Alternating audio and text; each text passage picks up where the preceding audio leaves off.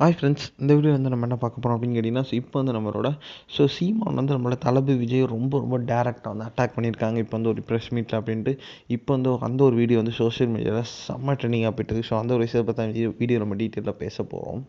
So நம்ம எல்லாருக்குமே தெரிஞ்ச மாதிரி வந்து நம்ம தளபதி விஜய் வந்து அவரோட கடைசி திரைப்படம்னா தளபதி 69 நடிச்சிக்கிட்டு இருக்காரு.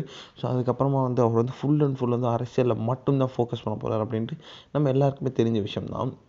அதுக்கப்புறம் வந்து அவர் வந்து தமிழ் சினிமாலே பார்க்க போகிறதில்ல அப்படின்ட்டும் ஒரு சோகமான விஷயம் நம்ம எல்லாருக்குமே தெரிஞ்ச விஷயம் தான். ஆனால் வந்து இப்போ வந்து நம்மளோட தளபதி விஜய் வந்து ஸோ அவரோட முதல் மாநாட்டிலே வந்து ரசிகர்களை கவர்ந்துட்டார். நிறைய தொண்டர்களை பிரிச்சுட்டார் அப்படின்னு சொல்லலாம். ஏன்னா வந்து கிட்டத்தட்ட 10,00,000 பேர் வந்து ரிப்போர்ட்ஸ் பிரகாரம் வந்து அந்த மாநாட்டில் வந்து கலந்துருந்தாங்க.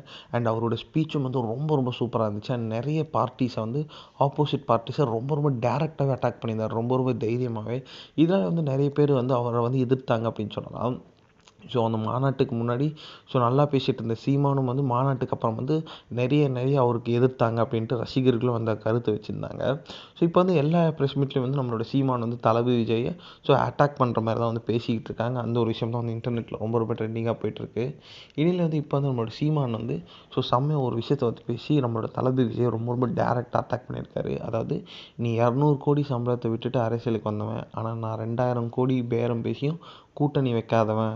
உன்னோட நான் ரொம்பவே அதிகம், நான் கொஞ்சம் கெத்து தான் அப்படின்ற மாதிரி வந்து அவர் வந்து சொல்லியிருந்தார். இந்த ஒரு விஷயம் வந்து தளபதி ஃபேன்ஸ் மத்தியில் ரொம்ப ட்ரெண்டிங்காக போயிட்டுருக்கு அப்படின்னு கண்டிப்பாக சொல்லியே ஆகணும்.